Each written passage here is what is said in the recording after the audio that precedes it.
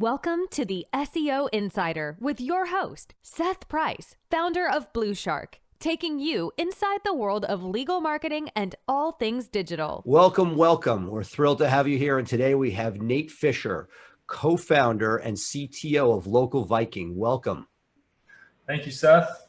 Thanks for having me. You know, for a guy who geeks out on figuring out how to get my own law firm and other law firms into the three-pack, Local Viking has become sort of both a useful tool as well as an addictive drug. Tell us, how did it come to be, and how did you get to what you have today? Man, that's a good question. So I've been involved in marketing for a really long time. Also been involved in engineering for a really long time. Have done some agency work ourselves as well as consulting with larger companies. And it became very apparent very quickly that managing any volume of Google My Business listings at scale needed something on top of the native GMB or Google My Business dashboard. So that was kind of the genesis of what happened, is that we were fulfilling on GMB work. We realized, hey, you have 5, 10, 100, maybe 1,000 listings. You're going to have a lot of problems dealing with the native GMB experience. And so, okay, that everybody had that, but not everybody created Local Viking. So what would, you're sitting there one day, talk to me. There's usually like that Shark Tank moment. There's the problem, but we can fix this. What was that moment? Correct. So the original feature that Local Viking launched with a few years ago, and the original genesis was actually GMB posting and a lot of automation behind that. So the actual posts, the ones that stay up for a week. And primarily actually scheduling of posts, because as we're all aware, it is not possible to schedule posts in the future. If you're just a single practice and you just have one GMB, maybe that's not a problem. You can log in once a week, do your posts. However, if you have any amount over that in GMBs, it's really annoying to have to log in and post live. So the ability to schedule posts was kind of the original itch that we were scratching. And while we were scratching that itch, even though we originally launched with just GMB posting, we realized that there was a number of other areas that needed some help too. So look, clearly we're part of that world. We have, hundreds of GMBs that we're responsible for. And the post, my feeling is, if Google tells you it's there and it's real estate, you want to take advantage of it. They clearly spam you to all hell. And I think it takes an act of God to get off that email list to tell you how many views you got of your post. They clearly care about this. So we care about it. What did you roll out after the posting? So posting came first, then we did a bit of functionality around editing attributes and making that easier at scale. And then pretty quickly after posting, we were filling in some of the boring stuff. And by boring stuff, I mean, let's say the Q&As, questions and answers on GMB are not very prominent. Some automation around photo uploading, which was pretty cool. And then I think what really we focused on and has been extremely important in the industry is the GeoGrid, which is that's why we're talking today. All those other ones are cool, but the GeoGrid seemed to be a game changer.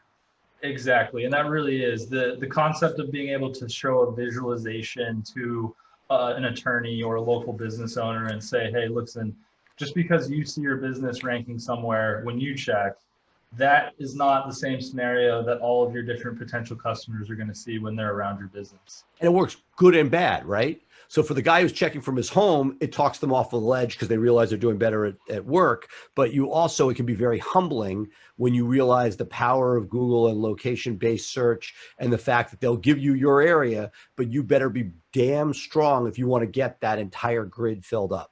100%. It's very easy for a business owner or an attorney to be on their computer or their phone in their office and see, hey, look, I'm ranking #1. But the reality of the situation is much different when you go away from that.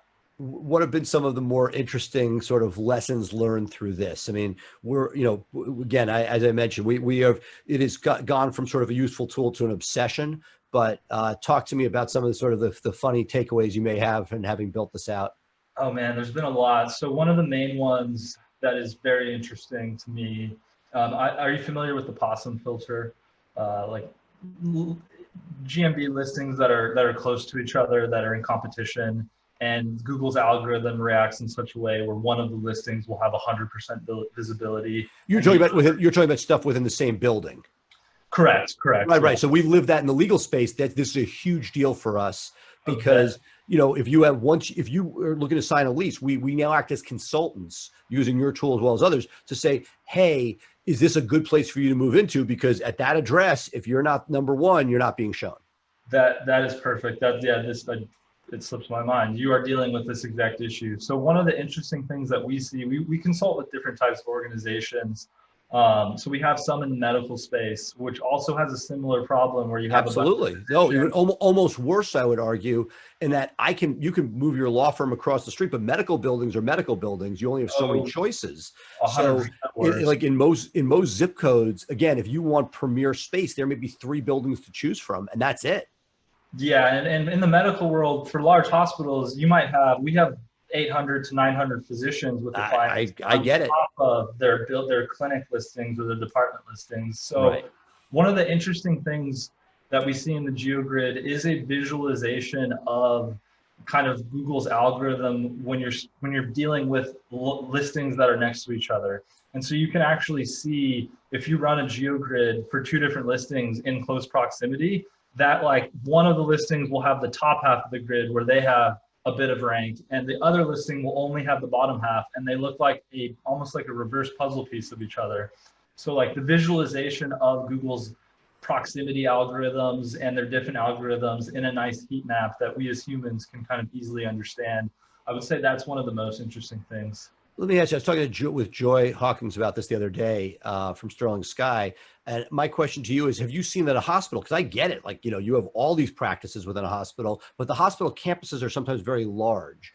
Do you find that you can move the pin around in such a way to give yourself some independence, to get yourself true visibility? Or, what have you seen doctors successfully do? So yeah, we have experimented with that. Unfortunately, it doesn't solve the problem completely. It like shakes up the algorithm a little bit so that the listings will get a bit more visibility each, but there's still clearly algorithmic issues. So based on the geographic proximity or based on the address stated? I would assume it's the address stated. And the other issue with the hospitals is that they have their departments structured in such a way that all of the cardiologists are over here and all the pediatricians are over here. So that's on top of the fact that they have a bunch of things going on in their actual business. And for them to sit there and try to think about all of these algorithmic filters. Well, the hospital the hospital is not the issue. The question is, because if it's all owned by the hospital, the hospital doesn't care, or may or may not. But the question is, if you're practicing doctor with your own practice within the 4 walls of the hospital, that could be a really big deal. That is a big deal indeed. And one of the things we've seen is having to communicate back and forth with those physicians and other lawyers potentially, and trying to explain to them, listen, here's the reality of the situation. Here are the confines that we're working in. And yeah, it's unfortunately, I wish that there was a great answer, but being down here in the trenches for years now, there isn't a really solid answer when you're competing against yourself as an organization. Why do you think Google does that? Do you guys have any? You guys are connected to Google. That's a great question. I think part of it, number one, is that the amount of data that Google's working with is just so unimaginable, and there are engineering challenges that we just can't comprehend because there are very few companies operating at that scale, especially with something like Google Maps. So I think part of it is just it's an extremely hard problem, and they're doing their best to come up with solutions. You're being very kind, and not that, like, Google controls all, but I guess the frustration, this was discussed with Joy, is that spam listings still work.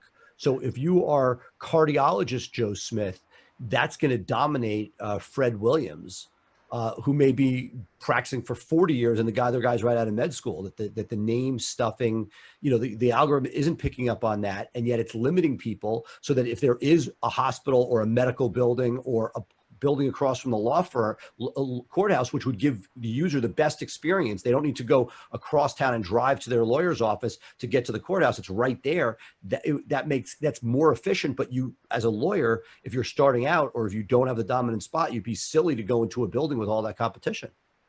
Yeah, the world of GMB spam and how effective these spammers are being in very high value industries. Legal, a huge one that gets spammed. Personal injury gets spammed more than maybe anything. Locksmith could be more.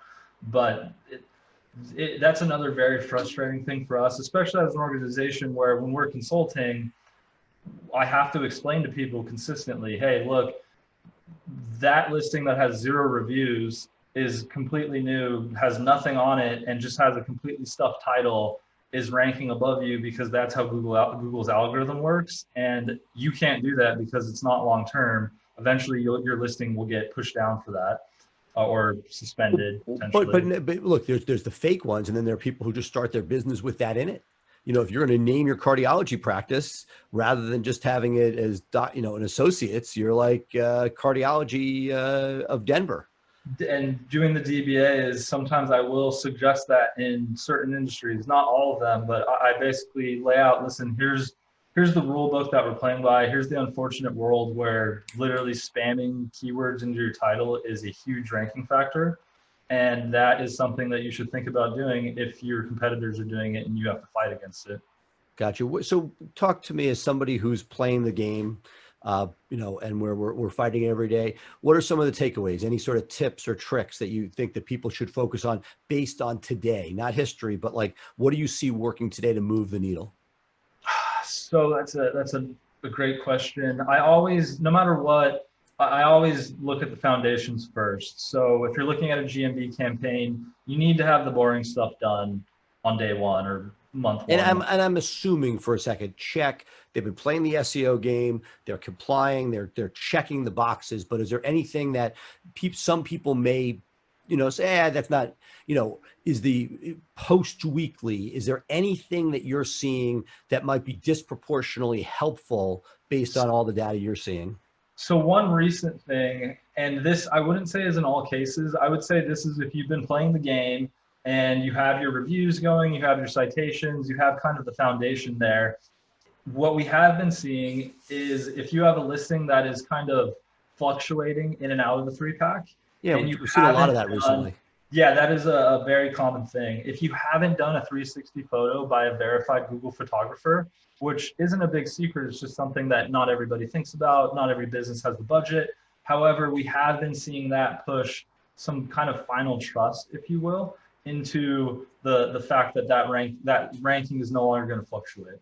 Interesting, because we've seen something of late, which was some stuff that we had seen dominant for years, and all of a sudden we saw them placing Monday through Wednesday with one set, and then Wednesday afternoon through Sunday with another set, and it went like this for about 2 months. Is that something you've seen? Is that we've seen it anecdotally? Are you seeing that across the board where they're A/B testing almost? Yes, that is the amount of A/B testing and kind of trialing that Google will do with listings is definitely increasing. There is, and I don't know if this is because they're trying to actually truly tailor results to each individual searcher when they have enough data on that maybe explains why we see so much flux in the rankings. But it is definitely, and I would say today, right now, maybe we're a little bit less hectic than maybe earlier this year, where like a couple times a day you could check rankings, and depending on the hour of the day, there would be completely different. Well, and then we had the one night where they threw everything into a tizzy, but putting that aside for a second. The couple of times a year, they just introduce a huge bug and everybody scrambles for a little bit. Well, I mean, until it's a bug, in which case you think like, it would be the equivalent of the Great Depression with stockbrokers, jumping out windows. You're like, guys who have not touched their website in 15 years are like ranking above you. And yes, and it's just another fun thing we get to deal with working in the GMB space. No, so I love the 360. We did them back in the day. Ironically, I just got 2 in today after not having thought about them for a while. What are some of the other things that you see? Are there things that you think right now, again, I'm speaking now, that are either not worth the time? Where is the juice not worth the squeeze? And where would you spend a little bit extra time squeezing harder? So what we see right now today, definitely review velocity is something that we notice, where if we have a client that's ranking really high and then there's all of a sudden they've lost positioning, we'll go through and oftentimes see that a competitor has kicked up their review velocity and started to gain reviews at a faster pace, and then matching them on just review velocity without doing anything else in the local SEO ecosystem kind of pushes it back up. So that potentially is something that Google's been playing with, the kind of, I don't know, the filter on how much they allow or how much they're looking at that. You know, you got to be careful, because the other day we sent a newsletter out for somebody, and, you know, saw about 8 to 10 reviews come in that day. And we got a nasty gram from Google, like with a soft suspension, which I don't think ever went anywhere, but it's clear that, like, you don't, obviously everybody knows not to do anything unnatural, but there are times when unnatural things happen anyway. I don't know if you're following right now, the Japanese restaurant that had that sort of awful viral incident where they ejected an African-American patron for wearing sneakers when there was a Caucasian woman at the bar wearing sneakers as well. And, you know, so Yelp is onto this. They put a thing on saying, hey, we're seeing unnatural, and they'd already gotten about, it's a very highly rated place. They'd already gotten probably about a dozen nasty 1-star reviews that are clearly written by people outside the market. And then they froze the account after 12. They didn't go back and take those 12 away, but they left those 12. So there's a flavor of it. Google, I don't think it affected Google as much, but you know, there are these, you don't want spikes no matter what. And that's one of those things. So, like, okay, make sure you get velocity, but not too much velocity. Yeah, and with everything GMB, and quite honestly, almost everything SEO, slow and steady is going to win the race. Agreed, but it's life. You know, if you say to your team, hey, go out and start making sure that you speak to every happy client, and if on one day you hit pay dirt, that's not necessary. So it's like you have to almost give a second set of instructions to say, okay, I know you're capable of moving mountains, but let's not move mountains. Let's just smooth things out. Slowly build a hill. Yeah. And that is definitely, we're playing in a minefield where, yeah, there's things you need to do, but you can't do too much of it or else you get punished. And if you don't do enough, then you're definitely going to get punished. So it's just kind of that constant battle. Where are you as far as keywords within reviews? Keyword within reviews, I would say it's the standard advice that we still give is that it is good practice to include your keywords in reviews in a natural way. Like always, don't be stuffing keywords really unnaturally. Quite honestly, I would say it's been probably since late last year since I've actually been analyzing results and watching correlation between that happening and rankings improving. So that's another thing that's kind of just been. But do you think that it's keywords, or do you think some of it's just they're now giving you 4 options of attributes after leaving your 4 or 5 star or your 1 or 2 stars? Do you see those having a big impact? I don't see it yet. And I think that there's always a bit of a lag when Google introduces something so that they can collect more information from the users. And then they make algorithmic changes to kind of deal with that. So, like, for instance, when they're gathering custom services where you can add your own services into GMB, I believe eventually they're using that to either expand GMB categories and try to figure out, are there extra things that people think that they're doing that we're not covering in our GMB category set, or just kind of training their data around that, around user input, whether it's on the review side, whether it's on the service editing or the attribute editing. I would say it's probably still best practice to include the keyword into the review or into the review response.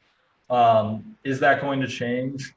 Potentially. And I believe the world of keyword over optimization or keyword density, I think there's a lot more leeway that you have in terms of your keyword density on your GMB listing versus your keyword density on your website. So I wouldn't be overly concerned about getting punished by Google for having keywords in your reviews. You know, something one of my friends and co-host of a podcast I do for Law Firm Growth, Jay Rowan, talked about. Have you guys A/B tested whether keywords in review responses can move the needle? Yeah, so we have monitored that for a long time, and there was a point in time last year where we were seeing a lot of positive correlation in our tests.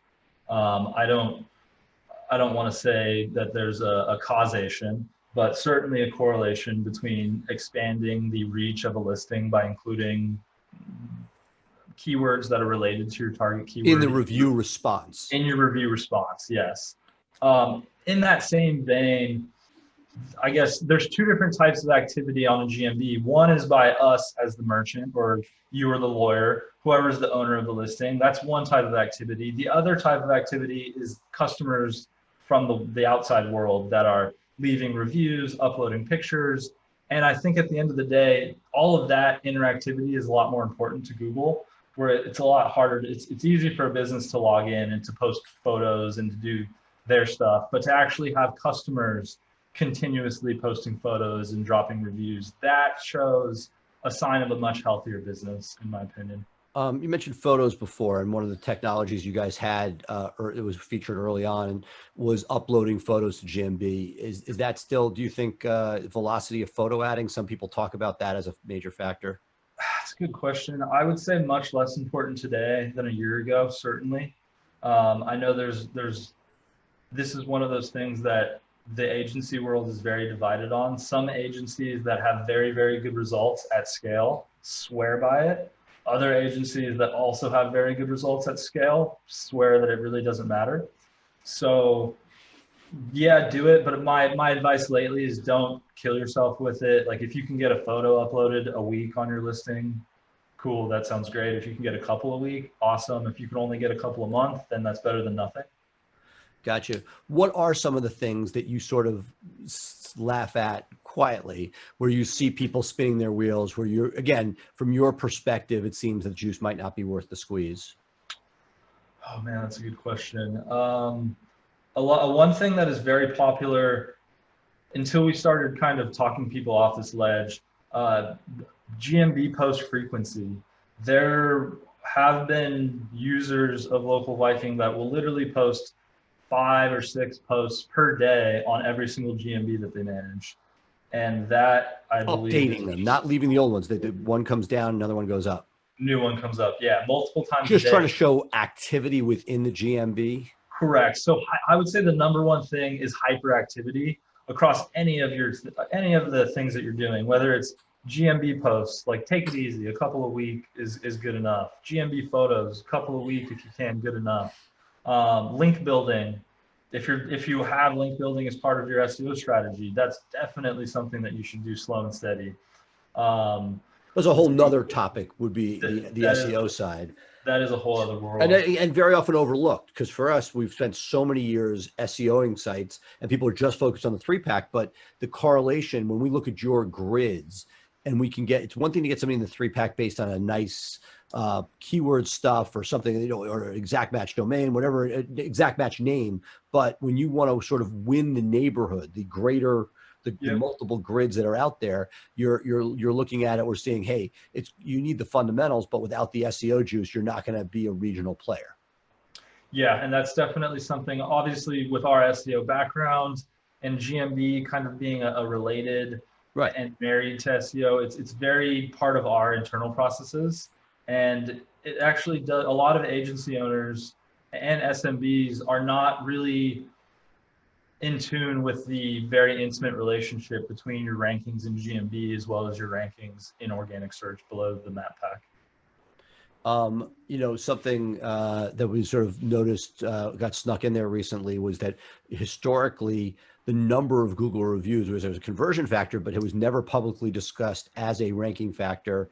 And I think that after a famous New York Times article a number of years ago with a dubious eyeglass store, they really had minimized it. They recently dropped in a footnote saying, oh yeah, we are looking at number of reviews as a ranking factor.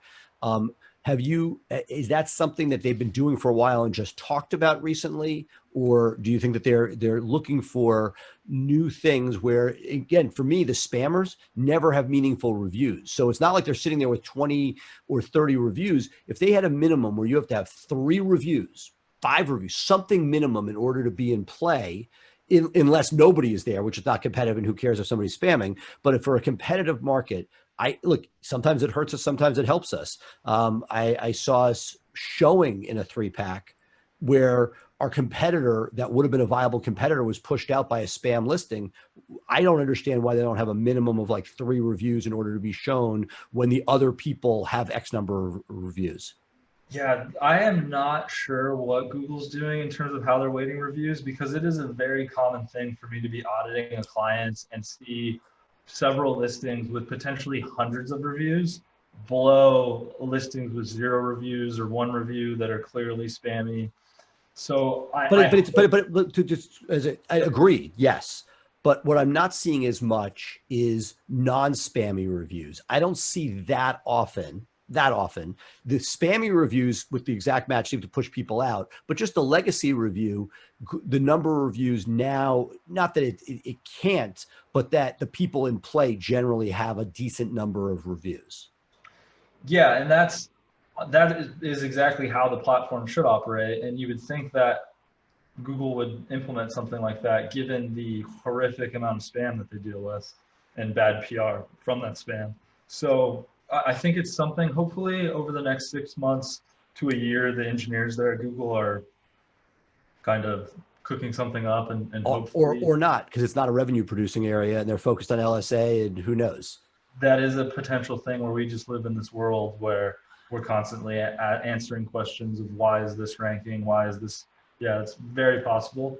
But again, one of those baseline foundation things that just having a steady stream of positive reviews is what you need to play the game. And then dealing on the case-by-case situation where there are just some search results where Google seems to be completely ignoring reviews and only focusing on the title of the GMB. In our limited remaining time, what are the features that you guys have for those of us that use you guys and love you guys? Are there features that we probably either don't know about or probably underutilizing that you'd recommend that people take a second look at if they're already subscribers? So that is a good question as well. A big feature that is actually just being released, being firmly beta tested, is a lead gen widget with our GeoGrid tool. So it's the ability for you as an agency to embed the tool on your own website, and you can drive traffic to that page. Business owners will come in, put in their business name, put in their primary keyword, and we will kind of generate the GeoGrid on the Local Viking side, and then we'll email a PDF to your customer branded under your company's branding, so that it doesn't look like we have anything. So that's a big one that's coming out. Oh, you're saying that this is one where essentially for a potential client or for an existing client? Either, but I think potential is the way that we built it in mind, as for like almost like a lead magnet, if you will. Hey, come check out your local rankings, put in your business name and email here. And making that within our site. Correct. You can embed it directly cool. on your page. So yeah, so it's like almost like a website auditing widget. like a widget, but it would be private labeled of sorts. Exactly, 100%. Private labeled GeoGrid widgets. Reporting is something that we're turning our attention to and adding a lot more integration between our GeoGrid rank tracking and our scheduled monthly reports. That's another big one. What about alerts if there's a big upturn in a given search? So alerts surrounding GeoGrid rankings is something that we're working on, so that you can say, hey, if I have a GeoGrid that lost X% of its visibility, send me a text or an email, please. That is definitely something coming out. Let's see, a big update to our photo scheduling functionality, where you can say, let's say you have 20 attorneys, 20 listings that are kind of all part of the same company. You can take photos and smart schedule those out without having to go into each of the 20 listings. So a nicer way to deal with bulk images is coming soon. We're adding service editing so that you can edit the services of your location directly in the Local Viking dashboard. Just kind of we have a pretty large team, and we're pretty excited about GMB. So it's just almost a never-ending stream of updates and continuous work that we have going on here. Well, thank you so much for your time, Nate. This has been awesome. We'll have to keep in touch so we can hear what you guys are up to, and if you get a scoop on what's coming out next, we'd love to push it out to our listeners. Definitely, Seth. Thank you for having me, and thank you for being a customer. Great. Have a great day. Yep, you too. Thank you for tuning in to the SEO Insider with Seth Price. Be sure to check back next week for fresh insights into building your brand's online presence. Episodes are available to stream directly on BluShark Digital's website.